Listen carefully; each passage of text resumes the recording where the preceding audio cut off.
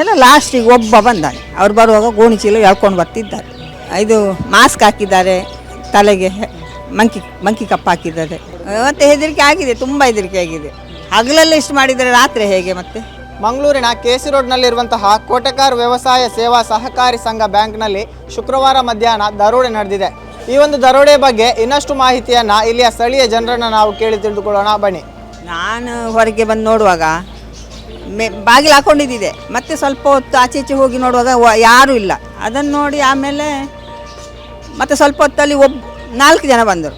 ಅವ್ರು 4 ಜನ ಬಂದು ಕಾರ್ ಹತ್ರ ಬಂದ್ರ ಮೇಲೆ ಲಾಸ್ಟಿಗೆ ಒಬ್ಬ ಬಂದಾನೆ. ಅವ್ರು ಬರುವಾಗ ಗೋಣಿ ಚೀಲ ಎಳ್ಕೊಂಡು ಬರ್ತಿದ್ದಾರೆ. ಅಷ್ಟು ನೋಡಿದೆ. ಎಷ್ಟು ಜನ ಇದ್ರು? 5 ಜನ. ಏನಲ್ಲ ಮುಖ ಇದು ಮಾಸ್ಕ್ ಹಾಕಿದ್ದಾರೆ, ತಲೆಗೆ ಮಂಕಿ ಕಪ್ ಹಾಕಿದ್ದಾರೆ. ಎಷ್ಟೊತ್ತಿಗೆ ಇದು ಜನ ಇರಲಿಲ್ಲ? ಮಾರ್ಗದಲ್ಲಿ 1 ಜನ ಇಲ್ಲ, ಯಾರೂ ಇಲ್ಲ. ಅವರೆಲ್ಲ ಅವ್ರ ದೇವಸ್ಥಾನಕ್ಕೆ ಹೋಗಿದ್ದಾರೆ.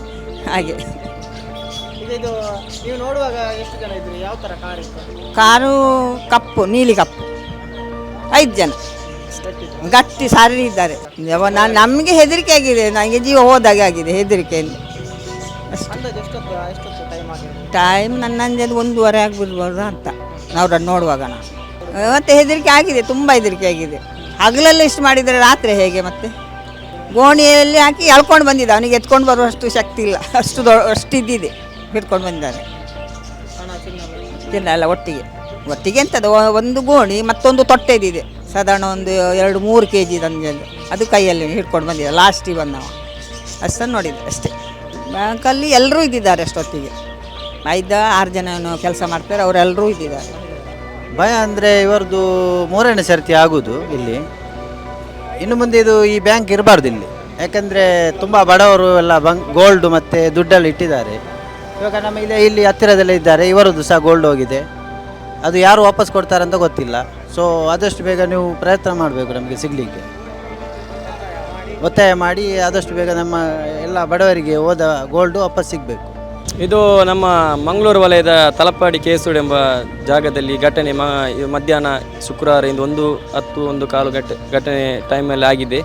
ಮಸೀದಿ ಹೋಗೋ ಟೈಮಲ್ಲಿ ಆಗಿದೆ. ಇಲ್ಲಿ ಹೈಯೆಸ್ಟು ಮುಸಲ್ಮಾನರು ಇರುವುದು, ಮತ್ತು ಇಲ್ಲೆಲ್ಲ ಅಂಗಡಿ ಜಾಸ್ತಿ ಮುಸಲ್ಮಾನರಿದೆ.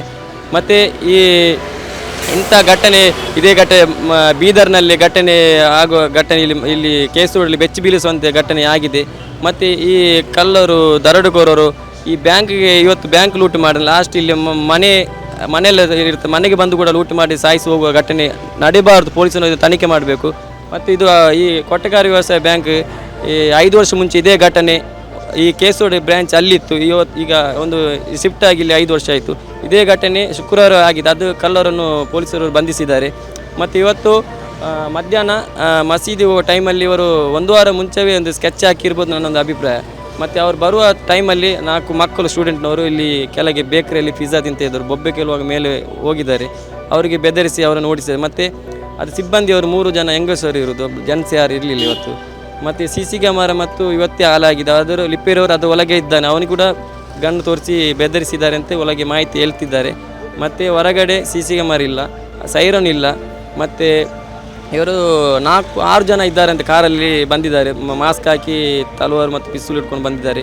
ಮತ್ತು ಈ ಘಟನೆ ಬೀದರಲ್ಲಿ ಆದ ಘಟನೆ ಇಲ್ಲಿ ಪುನಃ ಮಂಗಳೂರಲ್ಲಾಗಿದೆ. ಮತ್ತು ಇವತ್ತು ಆದ ಘಟನೆ ಮತ್ತು ನಾಡ್ದು ಕೆಲವು ದಿವಸ ಬಿಟ್ಟು ಮನೆಗೆ ಹೋಗುವ ದರೋಡೆ ಮಾಡೋ ಚಾನ್ಸ್. ಇದನ್ನು ಬೇಗ ಬಂಧಿಸಬೇಕು. ಮತ್ತು ಈ ಸಿಬ್ಬಂದಿಯವರನ್ನು ತನಿಖೆ ಮಾಡಬೇಕು. ಮತ್ತು ಇವತ್ತು ಮಂಗಳೂರಲ್ಲಿ ಯಾರು CM ಬರ್ತಾ ಇದ್ದಾರೆ, ಪೊಲೀಸರ ಕೊರತೆ ಇದೆ. ಹಾಗೂ ಅವರು ಆ ಉದ್ದೇಶದಿಂದ ಟಾರ್ಗೆಟ್ ಮಾಡಿ ಬಂದಿದ್ದಾರೆ. ಮುಸ್ಕುದಾರಿಯರು ಇಲ್ಲಿಂದವೇ ಜಂಕ್ಷನ್ ಆಗಿ ಹೋಗಿದ್ದಾರೆ ಅಂತ ವಿಷಯ ನಮಗೆ ಮಾಹಿತಿ ಕೇಳ್ತಾ ಬಂದು. ಈ ಘಟನೆ ಪಾಪ ಒಡವೆ ತುಂಬ ಪಾಪದವರದ್ದು ಒಡವೆ ಎಲ್ಲ ಉಂಟು, ಆಡಿಟ್ಟು. ನಮ್ಮ ಫ್ಯಾಮಿಲಿದು ಉಂಟು ಒಂದು 83,000 ಮೊನ್ನೆ ರಿನೋಲ್ ಮಾಡಿಟ್ಟದು. ಮತ್ತು ನಮ್ಮದು ಪಿಗ್ಮಿ ಕೂಡ ಉಂಟು ಕಟ್ಟಿದ್ದು. ಅಂಗಡಿಯವರೆಲ್ಲ ಪಿಗ್ಮಿ ಎಲ್ಲ ಸೇರಿ ಅದಕ್ಕೆ ಇಡ್ತಾರೆ. ಇವ್ರದ್ದು ಕೋಟೆಗಾರ್ ಮೈನ್ ಬೀರಿಯಲ್ಲಿ ಇದರ ಸ್ಥಾಪನೆ ಸಾಕಿ ಕೋಟೆಗಾರಲ್ಲಿ ಇದರ ಹೋದ ಹಣವನ್ನೆಲ್ಲ ಹಿಂತಿರುಗಿಸಬೇಕು, ಸಾಕಿ ಅವರಿಗೆ ಕೊಡಬೇಕು. ಮತ್ತು ಇದನ್ನು ತನಿಖೆಯನ್ನು ನಮ್ಮ ಕಮಿಷನವರು ಮತ್ತು ಇಲ್ಲಿ ಶಾಸಕರಾದ ಇಟ್ಟುಗಾದರವರು ನಮ್ಮ ಇದನ್ನು ತನಿಖೆಯನ್ನು ಬೇಗ ಚುರುಕುಗೊಳಿ ಮಾಡಬೇಕಂತ ಈ ಕೇಳ್ಕೊಳ್ತೀವಿ. 6 ವರ್ಷಗಳ ಹಿಂದೆ ಅಲ್ಲಿ ಈ ಬ್ಯಾಂಕು ಅಲ್ಲಿತ್ತು. ಅಲ್ಲಿ ಸಹ ಇದೇ ಥರದ ದರೋಡೆಯಾಗಿ ಆ ಕ್ಷಣದಲ್ಲಿ ಆ ಕಳ್ಳರನ್ನು ಅವಾಗ ಹಿಡಿದಿದ್ದಾರೆ. ಅದು ಅಲ್ಲ, ಇದಕ್ಕಿಂತ ಮುಂಚೆ ಅಲ್ಲಿ ರಾತ್ರಿ ತಂಗಿದ ಸಿಬ್ಬಂದಿಗಳು 3 ಜನ ತೀರಿ ಹೋಗಿದ್ದಾರೆ, ಸತ್ತು ಹೋಗಿದ್ದಾರೆ. ಈ ರೀತಿ ಪದೇ ಪದೇ ಈ ಶುಕ್ರವಾರ ದಿವಸವನ್ನೇ ಟಾರ್ಗೆಟ್ ಮಾಡಿ ಇಲ್ಲಿ ಸಾರ್ವಜನಿಕರು ಇಲ್ಲದ ಸಮಯದಲ್ಲಿ ಬಂದು ಈ ಕಳ್ಳರು ಈ ಕೃತ್ಯ ಮಾಡುವುದನ್ನು ಖಂಡಿತವಾಗಿ ಇದನ್ನು ಅವರನ್ನು ಸೆರೆ ಹಿಡಿದು ಮುಂದಕ್ಕೆ ಈ ರೀತಿ ಆಗಬಾರ್ದಂತ ಈ ಸಂದರ್ಭದಲ್ಲಿ ನಿಮ್ಮ ಮೂಲಕ ಕೇಳಿಕೊಳ್ತಾ ಇದ್ದೇನೆ. ದುಡ್ಡು ಹೋಗಿದ್ದು ನಮಗೆ ಮಾಹಿತಿ ಇಲ್ಲ ಎಷ್ಟು ಅಂತ ನೀವು ಹೇಳಿ ನಮಗೆ ಗೊತ್ತಾಗಿದ್ದು. ಬಾಯಲ್ಲಿ ಏನೆಲ್ಲ ಹೇಳ್ತಾರೆ, ವಿಷಯ ಅದಲ್ಲ. ಮುಂಚಿತವಾಗಿ ಜನಗಳಿಗೆ ಏನು ಸಮಸ್ಯೆ ಅದು ಇವರು ಸ್ಪಂದಿಸಬೇಕು. ಅದಕ್ಕೆ ಬ್ಯಾಂಕಿನವರು ಒಂದನೇದು. ಎರಡನೇದು, ಲಾಸ್ಟ್ ಟೈಮ್ 5 ವರ್ಷ ಹಿಂದೆ ಇದೇ ಥರ ಇವರದೇ ಬ್ಯಾಂಕ್ ಅಲ್ಲಿತ್ತು. ಅಲ್ಲಿ ಈ ಥರ ಪ್ರಾಬ್ಲಮ್ ಆಗಿತ್ತು. ಇವರದಕ್ಕೆ ಏನು ರೆಸ್ಪಾನ್ಸ್ ಕೊಟ್ಟಿದ್ದಾರೆ ಅದು ನಾನು ಕೇಳಲಿಕ್ಕೆ ಹೋಗಿಲ್ಲ. ಇವಾಗ ಜನಗಳಿಗೆ ಏನು ಆಗಿದೆ ಅದು ಪರಿಹಾರ ಇವರು ಕೊಡಬೇಕು. ಮತ್ತು ಅಲ್ಲಿ ಒಳಗೆ ಏನಾಗಿದೆ ನಮಗೆ ಅದು ಗೊತ್ತಿಲ್ಲ. ಇನ್ವೆಸ್ಟಿಗೇಷನ್ ಮಾಡ್ತಾ ಇದ್ದಾರೆ. ನಮಗೆ ಅದೇ ಮಾಹಿತಿ, ಬೇರೆ ಮಾಹಿತಿ ನಾವು ಕೊಡಲಿಕ್ಕೆ ಆಗೋದಿಲ್ಲ. ಅಷ್ಟೇ, ಜನರಿಗೆ ನ್ಯಾಯ ಸಿಗಬೇಕು. ಕೂಗ್ತಾ ಇದ್ದಾರೆ, ಅವರಿಗೊಂದು ನ್ಯಾಯ ದೊರಕಿಸ್ಕೊಡ್ಬೇಕಷ್ಟೇ. ಬೇರೆ ನಮಗೆ ಗೊತ್ತಿಲ್ಲ ಈ ವಿಷಯದಲ್ಲಿ. ಅದೇ ಟೈಮಾಗಿ ಅಲ್ಲಿ ಆವತ್ತು ನಡೆದಿದ್ದು ಮತ್ತೇನು ಪ್ರಾಬ್ಲಮ್ ಆಗಿದೆ ಎಲ್ಲರಿಗೂ ಜನಗಳಿಗೆ ಗೊತ್ತು. ಅದೇ ಬ್ಯಾಂಕ್ ಇವಾಗ ಇದೇ ಬ್ಯಾಂಕ್ ಅಲ್ಲಿಂದ ಇಲ್ಲಿಗೆ ಶಿಫ್ಟ್ ಆಗಿದ್ದು. ಅಲ್ಲಿ ಬ್ಯಾಂಕ್ ಇದೆ, ಬೇರೆಲ್ಲ ಕಡೆ ಬ್ಯಾಂಕ್ ಇದೆ, ಅಲ್ಲಿ ಕುಂಬಾರ ಇದೆ, ಎಲ್ಲ ಇದೆಯಲ್ಲ. CCTV ವರ್ಕ್ ಅದು ಗೊತ್ತಾಗ್ತಿಲ್ಲ ಏನು ಅಂತ. ಅದೇ ಸಮಸ್ಯೆ ಇವಾಗ ಜನಗಳಿಗೆ ಇದೇ ಸಮಸ್ಯೆ ಇರುವುದು. ಅಲ್ಲಿ ಆ ತಕ್ಕ ಸಮಯ ನೋಡಿ ಪ್ರೀ ಪ್ಲ್ಯಾನ್ ಆಗಿ ನಡೆದಂತಹ ಒಂದು ಘಟನೆ. ಇದರ ಬಗ್ಗೆ ಏನು ಸೂಕ್ತ ಕ್ರಮ ಅನ್ವೇಷಣೆ ಇದು ಪೊಲೀಸ್ ಮತ್ತು ಬ್ಯಾಂಕಿನವರು ಇದರಿಂದ ಶಕ್ತವಾದಂತಹ ನಡೆವಳಿ ಕೈಗೊಳ್ಳಬೇಕು. ಇವರು ಈ ಎರಡು ಶಕ್ತಿಗಳು, ಒಂದು ಬ್ಯಾಂಕ್ ಒಂದು ಪೊಲೀಸ್ ಇಲಾಖೆ, ಇಲ್ಲಿ ನಮ್ಮ ಕಾರ್ಯಾಂಗ, ಇವರು ಇದಕ್ಕೆ ಕಾರ್ಯಾಚರಿಸಿದರೆ ಇಲ್ಲಿ ಸೂಕ್ತವಾದ ನ್ಯಾಯ.